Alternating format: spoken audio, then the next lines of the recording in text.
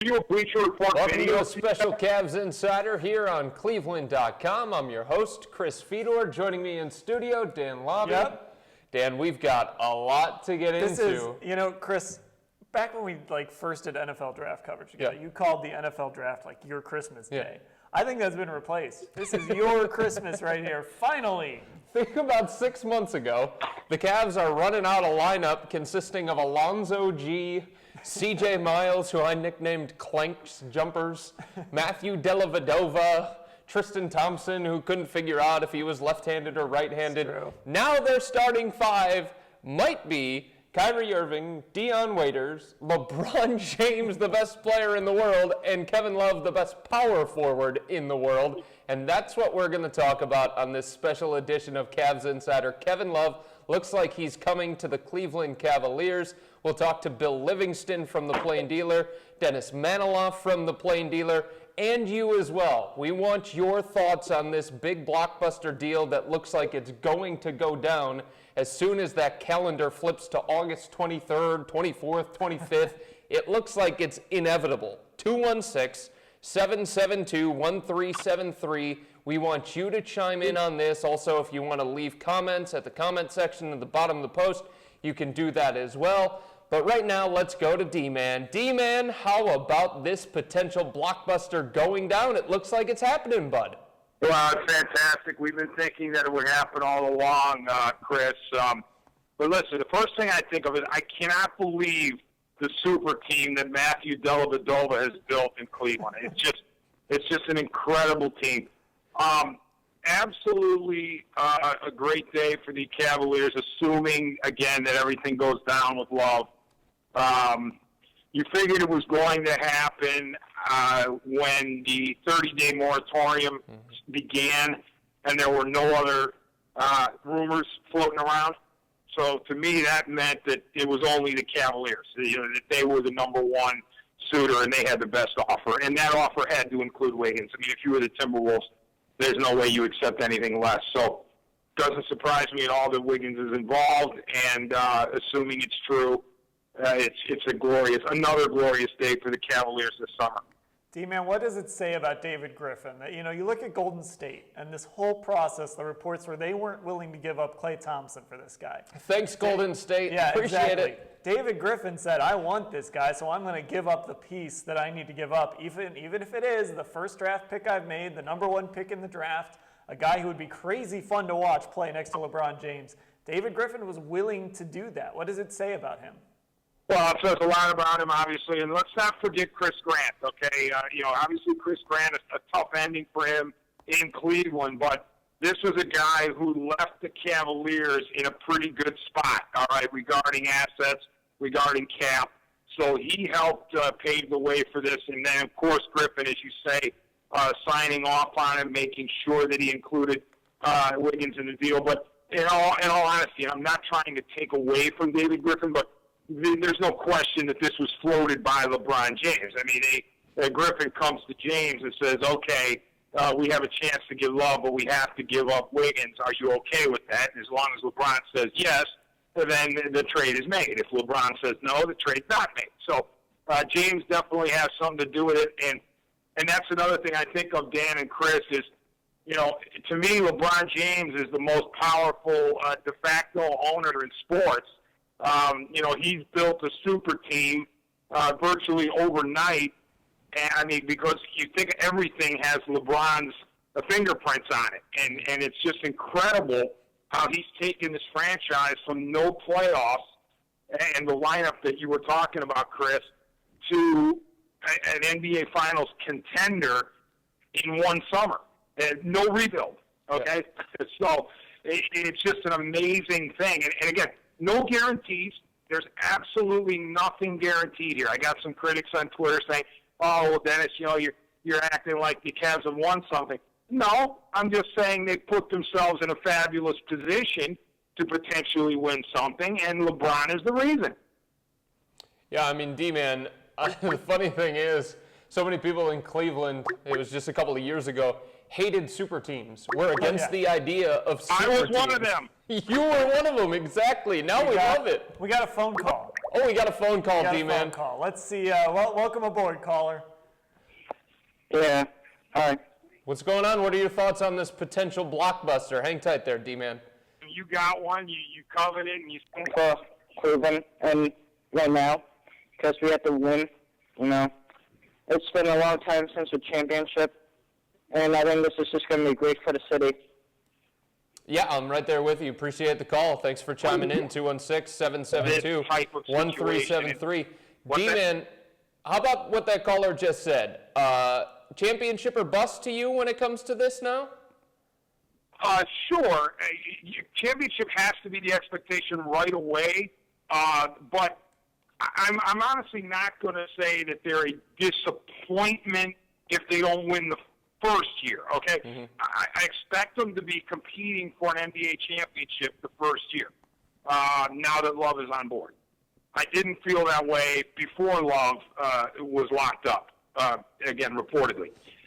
But now I do. I feel like they are an NBA a title contender.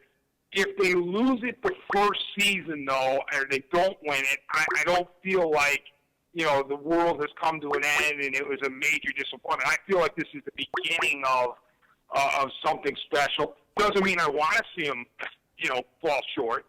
I just don't want it to be like, okay, the sky is falling just because the first season didn't end up in a title. Because remember, you still have a very good San Antonio Spurs team, among others in the West, that are waiting, a very seasoned team. So there are contenders out there, but I just like the fact that the Cavaliers are in a position to threaten for a title, presumably for years. Yeah, D-Man, I think right now the one flaw you look at on this roster is when you look at the big names, only one guy has significant playoff experience. That's LeBron James. Now, obviously, they went out. They got a Mike Miller. They got a James Jones. They're looking at a guy like Sean Marion, reportedly. But you look at the other two in that big three, Kyrie Irving and Kevin Love, experience wins in the NBA. So maybe it is a little unrealistic to think championship next year, but, I mean, how good can they actually be? How far can they actually get? Well, listen, I'm not going to say that it's unrealistic to think championship just because Kyrie and Love don't have playoff experience. I think that somehow they'll overcome that in about one game. All right, or a half of a game, and I think K.I. is a guy who's built for this. Who I bet you his game is better in the playoffs than it is in the regular season. And I don't think Kevin Love would wilt under the playoff pressure either. That's not going to be the issue. The issue in the first season is going to be chemistry and making sure that everybody's on the same page. And that the players have adjusted to David Blatt and Blatt's adjusted to the players. That's the concern I have. It's not the relative lack of playoff experience. You've got enough there, not only with James, but the sharpshooters, the guys like James Jones and Miller. And by the way, don't forget about the perimeter, all right? We talk about the big three, and then all of a sudden it's like, okay, if we want to kick it out to beyond the arc, we have snipers all over the place. And I mean I'm not saying we, like the Cavs do, okay? So, I mean, it's just an amazing setup that they have right now. And but no, Dan, I'm not worried about the lack of playoff experience. I think they'll be fine once the playoffs start. It's amazing to think about 1 month after the Cavs made the biggest move in franchise history, getting LeBron James to come back, sign in free agency.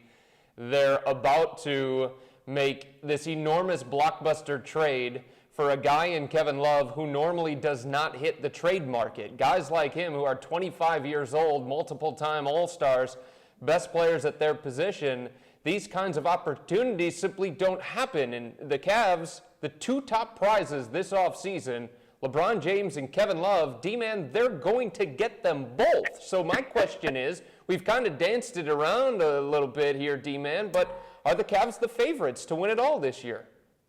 No, they are not the favorites to win it all because of the San Antonio Spurs. I've learned my lesson over and over, actually. Never undersell the San Antonio Spurs as long as Greg Popovich is the coach. Tim Duncan is still on the court. And oh, by the way, Parker Ginobili. That is a machine and they are the champs and should be the favorites until they are dethroned. So I would say the Spurs deserve to be. They probably aren't mathematically going to be the favorites. I don't know what Vegas says, but in my mind, the Spurs are the favorites until they get beat. And then after that, the Cavaliers are as good as any candidate to compete for a title. And that, again, you want to pinch yourself as somebody who's in Cleveland, who grew up in Cleveland, because you just can't believe that this kind of thing is happening with a sports team where you go from 0 to 95 in 2 months. And we have the Spurs to thank, too. I mean, let's be honest about it. We've said this before. If the Spurs don't beat the Heat, none of this happens. So thank you, Spurs, for, not making sure that the Heat doesn't win 3 in a row and making sure LeBron has an exit. And that sets up, the most incredible game of dominoes that we've seen in an off season in probably forever. And D-Man, the other big thing here is just free agency and what this has meant since LeBron came on board. Able to go get Mike Miller for less money, able to go get James Jones. It looks like Shawn Marion is on his way to Cleveland, and who knows about Ray Allen. So not only are you getting free agents to come to Cleveland, which is rare, you're getting them discounted. They're taking less money to come here. D-Man, people want to come to Cleveland to win championships. Yeah. Have you ever said that before in your life? Free agents want to come here to win championships? Again, pinch me. I don't know how this is possible, but it's possible. Well, I know how it's possible. It's all because of LeBron. Yeah. He's the key. He is. I had a guy on Twitter make a great point. LeBron has already won Executive of the Year in the NBA, and I want to know: is it possible to win Executive of the Year and MVP in the same season? Because this is James' team. I mean, he built this thing. Let's not sugarcoat. And it's all about LBJ, and it's fabulous. And it's incredible. You see the names being bandied, but you wonder how they can fit it all in. But that's what they have capologists for, and they've got this thing figured out. The opt-outs and all that stuff. I had somebody say to me, aren't you worried that Love and James are going to bolt? No, I'm not worried. Okay. I believe they're in this thing for as long a haul as possible. I don't think this is going to be a 1 or 2 year experiment. All right, D-Man, good stuff. I know you got to run. Appreciate you joining us on this special edition of Cavs Insider, bud. Thanks again, and once again, I just can't say how happy I am for Cavs fans. They deserve this. Yeah, you're right. After going through the 24-game losing streak, Byron Scott, Mike Brown again. Yes, I would say that they do. 216-772-1373 if you want to jump on board. In moments, we'll be joined by Plain Dealer columnist Bill Livingston. So here's a question for you. All right. Free agency, obviously the big news is Kevin Love. But if you had your choice, Shawn Marion versus Ray Allen, who are you taking and why?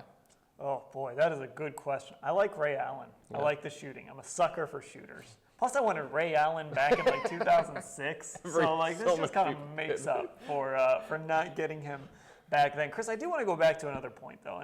And D-Man kind of downplayed it a little bit. But I think it is important to look at the experience level of guys. Yeah. Even look at Miami. When they first brought the Big Three together, did they win a title that first year? No, they didn't. You need to kind of gain that experience, and that's what wins in the NBA is experience. And if you've never been on that stage, if you've never had to go out there and win a 7-game series and then go win another one and another one and another one, that's really hard to do. And LeBron James is the only one of those Big Three who has done that before, and I think that matters. Joining us right now, outstanding columnist for the Plain Dealer, Bill Livingston. Livy, thanks so much for joining us on this special edition of Cavs Insider, as it looks like Kevin Love on his way to Cleveland. Nothing done yet. Nothing can be done until August 23rd. But it looks like, again, more indications to believe that Kevin Love's on his way to Cleveland. What were your initial thoughts when you heard about this? Well, I expected it, but I'm kind of fearful of two things: how good Wiggins might turn out to be. Although, you got if you can get Kevin Love, I guess you got to get Kevin Love. And lingering memories of Carlos Boozer lying his way out of town. But I guess you just have to take it on faith that they think he's going to commit to they think they've got him, because it's only a wink nudge agreement that you can have right now. Mm-hmm. Can't be anything concrete. Right. Would you personally make the deal without some kind of wink nudge deal from Kevin Love that he would? Oh no, I would want some. No, I would want some. I would not expect to have him for just 1 year. I sure they think they've got him, but Gordon Gunn thought they had a good faith agreement with Boozer. I just, it's a shame that still taints my view, but I first of all, I don't think Kevin Love is Boozer. I think he's a lot better. I thought Boozer was overrated. I've often written this. I thought he did not make defensive rotations, so he'd hope for a long miss and get a defensive rebound and leave Z's man open to dunk a rebound if it didn't bounce right to Boozer when a guard got broken down, which in that era happened pretty easily. But I want to see it all done. Right now, you still have to like the trade. I mean, you have to like the trade a lot, the deal a lot, because Love's a top-tier player. Even if he hasn't been in the playoffs, he's got a solid three-point shooter. He's a double-double. He's the only guy in 3 decades to have 30 rebounds and 30 points in a game. He's done it on a bad team, but, his skill set seems to complement LeBron's. And if Kyrie Irving doesn't have a big year, it'll be because he gets hurt again, because he's got everything that he would need to have a tremendous year. Bill, where does this trade, right now put the Cavs in the Eastern Conference and in the NBA in general? Oh, the favorites in the East. I don't think there's any question. As weak as the East is, especially with the Paul George injury. And are they better than the Spurs? Probably not right now, but the Spurs had the motivational edge last year, and they were playing great basketball all year long. I know Popovich will rest his players and have them ready for the finals. Can the Cavs beat the Spurs? Well, I'd like to find out. I don't know whether the West is just so much better than the East. Right now, it's just such a tougher place, and they'll beat each other up to some extent. So that'll stand in the favor of the Eastern champion too. What does this mean for David Blatt and the expectations that are going to be placed on him, Bill? Well, they're going to be enormous. It's going to be Eric Spoelstra. He's expected to win immediately. There's no question about that. And I don't expect this team to win 66 games like they did the year they lost to Orlando and didn't even make the finals, because there's going to be a period of adjustment. Because even with the reserves that have been in the playoffs, like Miller, and if Ray Allen comes here, there's going to be an adjustment in the playoffs. Even good players the very first time. LeBron had a triple-double his first playoff game. I covered it. But, he was such an anomaly in so many ways. I think there'll be a bit of an adjustment for Kevin Love to the playoff intensity and to the adjustments that go on over a long march of 7-game series, or best of 7 series anyway. Bill, you wrote about it, just how much power LeBron has right now. If you look at the offseason, even going back to his letter, the 2 guys that are reported to be moving to Minnesota in this deal are Anthony Bennett and Andrew Wiggins, and he didn't mention anything about those guys. It always stuck out that he didn't mention Wiggins to me, because Wiggins was the number 1 pick in the draft. I thought he just might have overlooked Bennett because he was such a disappointment. I mean, I know he's made slow progress, and he could be a useful player and all of this, but it stuck out a lot to me that he didn't mention Andrew Wiggins. And, clearly something was afoot then. I think he's got the most power of any player in any sport, in this country anyway. I can't speak for, soccer players or something like that, but I would think in basketball, one player can make such a difference. So he can create his own offense. There's only 5 other guys on the other team on the court. Doesn't have to wait for a pulling guard. Doesn't have to wait for his time at bat, And now he's got players that fit with him, and players that he wanted to bring here. And I'm sure that, he wanted the Connecticut guy, Shabazz Parker, at Miami, so they drafted him. Right. Yeah, and now, and they've also got those guys like Danny Granger, who went there thinking they were going to play with LeBron. But the basketball top tier of the NBA is all dependent on LeBron James right now, and there's a part of me that just does not care for that. As I've said, and I wrote once in Julius Erving's autobiography, he made the point that in the 80s when he retired was the last time the coach was the most important figure in a franchise in the NBA. It's the star player now. But it's just the reality that that's the way it is, too. They just can have so much disproportionate influence in basketball compared to other sports. Bill, right now we've talked about the impact this could have on a guy like Kyrie Irving, but another young player in that backcourt who's still on the roster, Dion Waiters. He's a guy that needs the basketball in his hands, or at least wants the basketball in his hands. How does this impact him, and do you think that he has a future with the Cavaliers now that this trade has happened? That's going to be a real quandary because they've got shooters off the bench in Miller now, and if Ray Allen comes, and that was one of the roles that he was filling, and he never really fit with Irving. Now, I think James will want to have, a spare point guard so he won't have to do it all the time. But I don't know whether Waiters is that guy. He had the ball mainly to create his own shot. I don't see how he's going to fit, but we'll have to see what David Blatt does about that.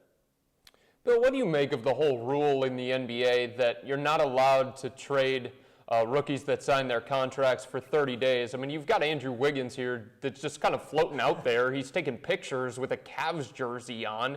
Who knows what's even going through his head? I don't understand the rule. I don't see the big deal about it. Let him get on with his life. I'm sure it's unsettling and disruptive to him.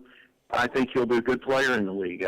He played pretty well in the summer league, and I've always thought he would be a guy who'd come in and take the hot guy for the other team for a while and let LeBron get some rest. I don't know how much he would have contributed on offense, but I really liked his defense in college and what I saw in the summer league. It's like Joe Banner hanging around like the ghost of Christmas past after he'd been fired with the Browns. It's unfortunate, and I don't really get the point of the rule. Bill, does the defense of this team concern you at all? Obviously, LeBron has gone from not being a defender when he came in the league to being a great one, but still a lot of questions. It really does, sure. Yeah, I mean, Kyrie's never really even put that much effort into defense. Mm-hmm. He did a little bit last year, a little bit more. That had to be very galling. Mike Brown just couldn't reach that team. He didn't connect.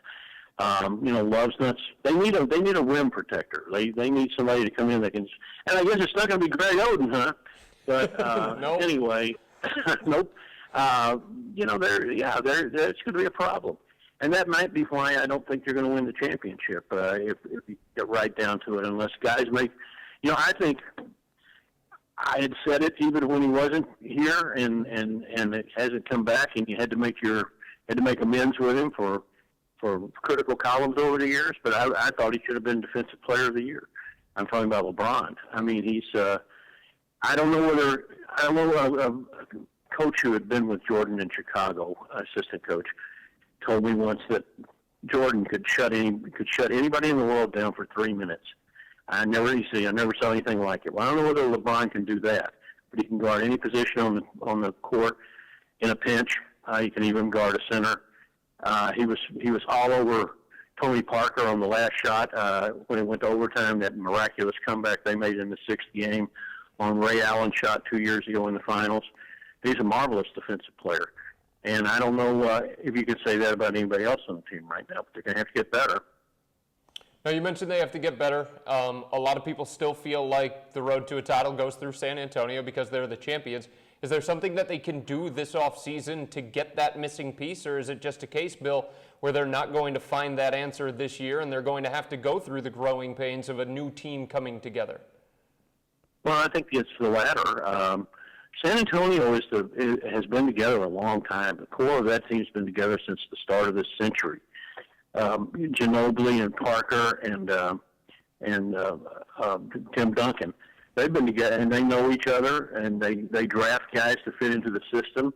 Popovich does not tolerate divas. They have a team that passes up a good shot for a great shot by a teammate. There's absolutely nothing objectionable about the way San Antonio runs its franchise and the type of basketball they play, and it will take a lot to beat them. And, if you like basketball, the way San Antonio plays basketball is the way it was played by the New York Knicks and the way it was played in the 70s when people fell in love with basketball.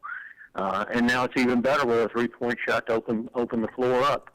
And, once again, it's kind of a star collection versus a real team. And, Miami went 1-1 with them in the finals, and the Cavs certainly got blown out. Well, that was a close. That was not a blowout sweep, but it was a sweep, so you can't complain. You can't really make too much of a case of how competitive they were 7 years ago. Bill, the Cavaliers are suddenly a desirable place to be. When LeBron left 4 years ago, I just wonder, could you have imagined this team kind of getting to this point again this quickly? Well, no, I didn't even think he was coming back. The week that he came back, I would have thought it was about a 25% chance. And once Chris Sheridan wrote that, and I have as much respect for Wojo, who says, who broke the story about the deal is all but done with, just has to dot the I's and cross the T's. Chris Sheridan is a guy with a lot of credibility with me. That's when I said, well, you better start thinking about writing he's going to come back, because if Chris said it that strongly, I figured he had a great source. And, of course, he did. Mm-hmm. The Cavs' big three, if this deal goes down, and again, it can't be official until August 23rd, they'll have LeBron, Kyrie, Kevin Love. How does that big three, in your opinion, compare to Miami's in 2010? Well, it's a difficult thing to extrapolate in a way, because Irving that's my dog, and I wish he would stop. Irving is kind of unproven to me, a bit of a, an underachiever. He had always, he makes nice commercials. They're well received, and he's been the MVP of a playground game in the All-Star game. Should have done more. Has not been that much of a leader. Maybe Bosh was the least impressive of those three guys, but he had more skins on the wall by the time he went to Miami than Kyrie Irving does. It's a lot. He's going to have the ball a lot. He's going to have great finishers around him. He's got to have a great shooter. He's going to have a lot of room to maneuver. If he doesn't get hurt, and that's always a concern with him, he should have a great year. If he's anywhere near the player that I think he is, and that the Cavs think he is. Bill, last question. Is this going to be LeBron's biggest test as far as leadership is concerned? Because he went to Miami, and at least when he first got there, that was Dwayne Wade's team. Wade was the leader. Now he's going to have a guy like Irving, a guy like Love, and he's the one with the experience. Is this going to be the biggest test for him? Oh, I think so, yeah. But I can't think of anyone else that, so much of leadership is example, and it's tough to be. It was always tough to bring in these guys that sat on the bench and that knew what it took to be a pro with the Cavs, but they didn't play. You have to be in the rotation to unless you're Jason Giambi, and that's kind of a special situation. But you have to be in the rotation, I think, to have a lot of credibility with your teammates. LeBron James has done it all now. He's won championships. He's been 4-time MVP, 5 finals. If they don't listen to him, I don't know who they would listen to. All right, Bill, thanks so much for joining us on this special edition of Cavs Insider. All right, there he is, Plain Dealer columnist Bill Livingston, 216-772-1373, opening it up to you if you want to react to this blockbuster deal that looks like it's imminent. We heard from the owner of the Minnesota Timberwolves over the weekend. He said a trade is likely by August 23rd or 24th, and those dates made a lot of sense from 2 standpoints. Obviously from Cleveland's, but Chicago was the other team that was rumored to be involved in this, and they had some rookies that they signed to that would have been eligible to be traded. But it looks like Cleveland has the best package, Dan, because of Andrew Wiggins. Yep. He's the trump card. He's the one that Golden State can't compete with, or Chicago too. And I think that's really interesting, because I don't know if Chris Grant makes this deal. He is a guy that got that reputation for overvaluing guys and for wanting to win trades. Yeah. And maybe in the long term, and when I say long term, we're talking 10 years, maybe the Cavs don't win this trade. But, if they win a couple titles, obviously they do. But David Griffin understands the situation. LeBron is obviously going to take his contracts little by little, so you've got to sell him right now. And, I understand that LeBron is supposed to retire here and all that, but listen, if 2 years from now LeBron looks at this team and says, whoa, I made a mistake. Right. Maybe he would reconsider. So you've got to make your move now. And if that means giving up Andrew Wiggins, a guy who's never scored a basket in the NBA, for Kevin Love, you do it. Right. And the amazing thing when it comes to Wiggins, Dan, so many people consider him this great defender, right?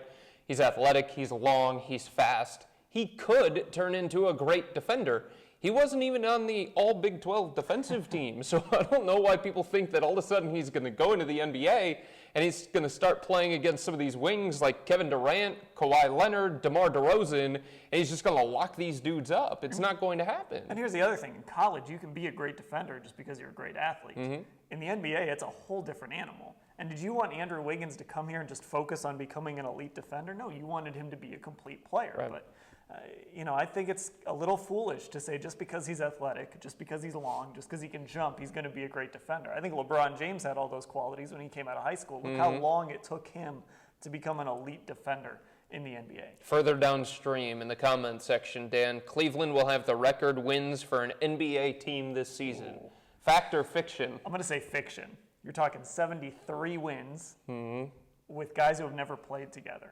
And chemistry is really important in the NBA, especially through the grind of an NBA season. Kevin Love, Kyrie Irving, LeBron James, those guys have never played a game together. I don't think they can win 73 this year. I don't know if they'll ever win 73, but maybe next year. I don't know, but that doesn't matter. Yeah. The Cavs won 66 games one year, and they didn't even make it to the NBA Finals. The regular season just does not matter. It's all about what happens in the playoffs. If you want to call in, 216-772-1373. Tony Eastlake, Dan, says, I think if the Cavs don't win a championship in the next 2 years, then this proposed trade will be considered a failure. What do you guys think? I disagree. I think you have time, assuming Kevin Love stays long-term, assuming LeBron is true to his word and is here long-term. You've got to realize it takes a long time to win NBA titles sometimes. This team could come very close the next 2 years. I'm not saying they won't. They could win it this year. But if it takes them 2 or 3 years to get there, I don't think that makes this trade a failure. Look at Oklahoma City. Yep. How long has Oklahoma City been trying to win a championship? And that's as talented a team as there is in the NBA. I would say before the Cavaliers got Kevin Love, Oklahoma City was probably at their level talent-wise. Yeah. It's hard. It's really hard to win an NBA title. I think one of the great things about this potential deal, Dan, is that Kevin Love's 25. I think some people think that he's 28, 29. He's 25. He's 25. He's in the prime of his career. He's coming off a year where he averaged 26 and 12. For his career, he averages 19 and 12. He did something this past year in the NBA, Dan, that has never, ever, ever been done before. Over 2,000 points, 900 rebounds, 100 made three-pointers. Guys in the NBA don't do that, especially not when they're 25. So I'm with you. Even if they don't win in the next 2 years, assuming Kevin Love sticks around and he does sign that 5-year extension that Adrian Wojnarowski from Yahoo Sports says that he's going to, that means you're still going to have him at 28, 29, 30. This isn't LeBron James teaming up with an older Chris Bosh, an older Dwayne Wade. This isn't the Boston Celtics making a trade for an older Ray Allen to team up with an older Paul Pierce and an older Kevin Garnett. These are 3 guys that are all under the age of 30 on the same team. That's unheard of. You know what I like about this? I was thinking about this driving back to the office today. LeBron James is 30, or will be 30 this year. Kevin Love is 25. Kyrie Irving is 22. That's a really unique situation because, okay, LeBron's going to get older, obviously, and eventually his prime years are going to be over. He's not going to be the same player. But you've got Kevin Love, who's only 25. He's going to be just entering his prime at that point. Kyrie Irving is going to be just beginning to enter his prime. You kind of have these 3 tiers of age levels. This team, if they stay together, could contend for a very, very long time. And Dan, I understand what you're saying. I understand what Livy's saying, and D-Man. You guys have all said, hey, San Antonio, don't sleep on San Antonio. They've been together for so long. Chemistry is huge. Playoff experience is huge. You're right about all those things. But at the end of the day, some team is going to have to beat the Cavs 4 times in 7 games. And you're talking about beating a team that not only has the best player in the world, but 2 of the top 10 players in the game. San Antonio, as good as they are, as good as their benches, as experienced as they are, as good as their head coaches, they don't have that. They don't have 2 of the top 10 players in the NBA on the same roster. Oh, and then, by the way, Anderson Varejao and Dion Waiters and Kyrie Irving. And who knows what the ceiling is for Kyrie, but at one time, I felt Kyrie had the talent to be an MVP candidate. The Cavs, to me, have the best starting 5 in the NBA. They've got the most talent of any team in the league. I can't disagree with you. I absolutely So how cannot are they supposed to disagree with you. lose? Because it happens. Because the NBA is a crazy place, Chris. It really is. When you get into the playoffs, you've seen it before where the best team doesn't always win. Again, go back to Oklahoma City. You could make the case they've been the best team a few years, and they didn't win it. When they got to the finals against Miami, maybe they were the better team. But Miami had more experience, and they won that series. Well, Miami also had this other thing, the ultimate trump card. Well, you have to have LeBron. talent. You have to have talent. LeBron. That was the difference in that The series. Cavs had LeBron. The Cavs had that's LeBron true. for 7 years. But he didn't have Kevin Love. He didn't have Kyrie. He's now playing. You could make the argument that with Dion Waiters, and I've had my problems with Dion, but I have to be honest about things here. With Dion Waiters, Kyrie, and Kevin Love, those 3 guys are better than any single player LeBron played with in his first time in Cleveland. Possibly. But again, let's go back to Miami. What happened the first year those guys were together? When Chris Bosh lost. was in his prime. When Right. Dwayne Wade was still Dwayne Wade. They lost. I mean, there is an experience factor. I'm not saying it can't happen. It would not shock me if the Cavs won an NBA championship next spring. But you can't forget just how you win in the NBA. It's about experience. And LeBron James, look, he could just decide, they could get to the finals, he could decide, I'm going to put this team on my back and carry them. Yeah. But see, that's not really LeBron's style, though, is it? No, not really. LeBron's not a guy that always goes out and looks to score 50. He's going to need those other guys to come through for him. And the wear of the NBA playoffs, when you've played 100-plus games and you're going against another really good team and you've never done that before, it can show. It can absolutely show in young guys. I'm trying to rain on my parade. So you wouldn't put them as the favorites? I don't know if I wouldn't put them as the favorites. I don't know. I don't know where to put them right now. I'm still kind of digesting all of it. San Antonio. I don't know if San Antonio would beat them. I think the Thunder would be a great series. Yeah. The Cavs and Thunder in the finals would be a great series. And see, that wouldn't shock me if the Thunder, even though they're the least of those two, they're the less talented team. It wouldn't shock me if the Thunder finally figured it out and won that series. What about Bulls? The Bulls are tough. See, and that's the other thing, okay? The Cavaliers are better than the Bulls, right? Yes. But if the Cavs have to play the Bulls in the conference finals, and the Bulls drag that thing out and make you play 6 tough games or 7 tough games, and then you have to turn around and you have to play a team that's been there before, that's been in the finals, that's won those tough series. Yeah. That's where it gets challenging. That's where Kyrie Irving's never done that. That's where Kevin Love has never done that before. Okay, sorry. Here's what I see, all right? When I look at the Bulls and I look at the Cavs, okay, they're going Taj Gibson. The Cavs are going Kevin Love. But you don't think the Bulls could make it a at least difficult series? You don't think the Bulls could maybe beat the Cavs up a little bit? No, I don't. Really? I don't really see that threat in the Eastern Conference. I don't. I know a lot of people I say, don't think hey. the Bulls could beat the Cavs. But you don't think that Derrick Rose could make Kyrie Irving's life miserable for a few games? Sure, until you put LeBron on Derrick Rose. Maybe. Because LeBron's not going to be worried about Jimmy Butler. He's not going to be worried about Mike Dunleavy. He's not going to be worried about Doug McDermott. I'll tell you, I would be much more worried about the East if Paul George were healthy. I don't think there's really anyone else in the East that scares me. Because again, I think Indiana is the kind of team that can play physical and beat you up. And obviously, look, this isn't what Jordan used to have to go against with the Pistons and all that. But, you know, I think a healthy Pacers team, again, would not beat the Cavs, but they could beat the Cavs up a little bit. They got the 2 biggest prizes of the offseason. I agree, and I think this team. You're worried about the Pacers? I'm not worried about the Pacers. They'll beat the Pacers. Worried about Toronto too, are you? Washington scare you? See, you're missing my bigger point here, Chris. Yeah, that's right. I am. I'm not saying they're going to lose to these teams. I'm saying that these series get long. They wear guys out, and Kyrie Irving has never even played a playoff game in his life. That's fair. You're going to turn him around and play 20 extra games, 25 extra games on top of the regular season. That's fair. What do you make of what Livy said about LeBron having the power? Everybody knows that, but also being a little bit fearful that LeBron's the guy that's been making these kinds of deals when he's not the GM. The GM is David Griffin. It is what it is. You just when you decided to pursue and sign LeBron James, you knew that was going to come with the territory, that LeBron was going to be running the show in some level. He was going to want to bring in his guys, Mike Miller, James Jones. You were willing to do that when you signed with LeBron James.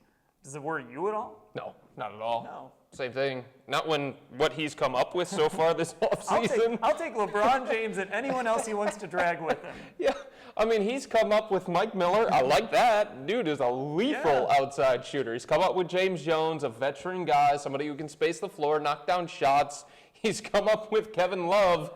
If these are the kinds of moves that LeBron, de facto GM, is going to make, then fine. I have no problem with it. Here's where I think this Cavs team is different from like the Thunder, who have struggled to win, and maybe the Heat that first time around. They have LeBron. You bring in Mike Miller. You bring in veterans, guys that have been there, and guys that can hit that 1 or 2 big shots that you need. Think about Mike Miller in the NBA Finals a few years ago. That big shot with one shoe. Yep. That's what you need. You got to have veteran guys. That Mike Miller might not do anything for you the whole season, and then in the NBA Finals, he hits the biggest shot for you. Yep. Those are the types of guys you need, and I think that's why this Cavaliers team maybe could buck that trend and win a championship in the first go-round. I'm not excited at all. I hate this trade. The Cavs are going to have to look for some legitimate defensive guys to clog up their holes. I would suggest signing Marion Okafor and somehow trading Matthew Dellavedova in a second-round pick for a guy like Iman Shumpert or a defensive-minded shooting guard. What do you make of the people that think that the Cavs defensively are not good enough? We'll find out. I agree. Bill said it too. You need somebody to protect the rim, ultimately. Right. I would like a little better defense on the wing, but I'm going to say something you just said. You got the 2 biggest prizes in the NBA's offseason. Right. You're not going to fill every hole. This was, even though you're adding LeBron, this was a 30-some win team last year, and it wasn't even that good. Right. And, the other thing is some people are scared that Kevin Love's going to renege on his verbal agreement that he's made here with the Cavs that Yahoo Sports is reporting on. Here's the thing that I would say. Kevin Love is going to be playing with Kyrie Irving and LeBron James this year.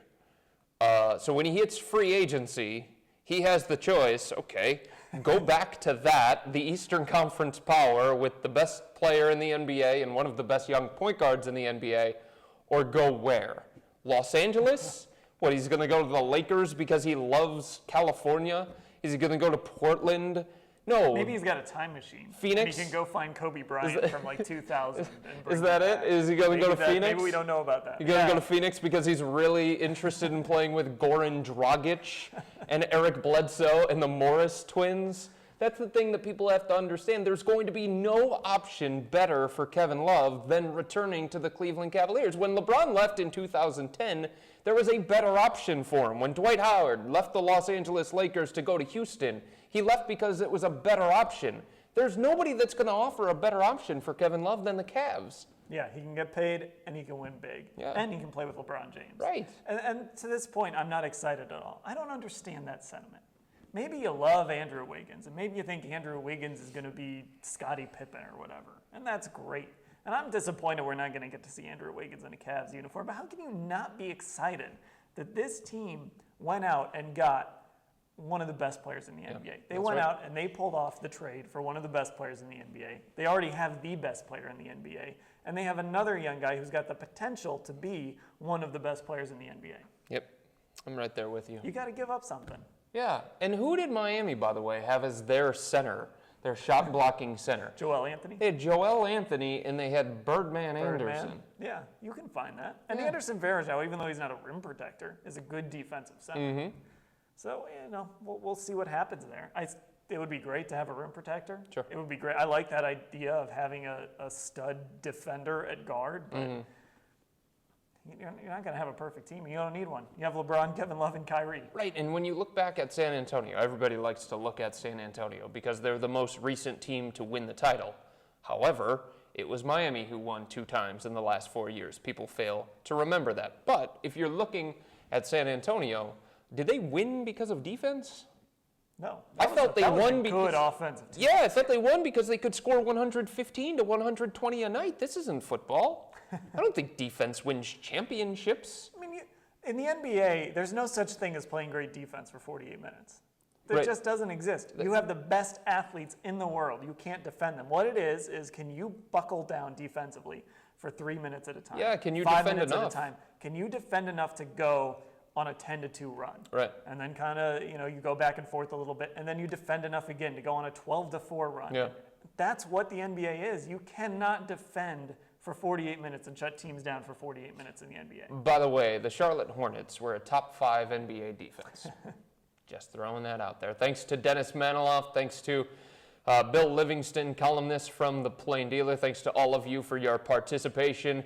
It's a huge offseason for the Cleveland Cavaliers.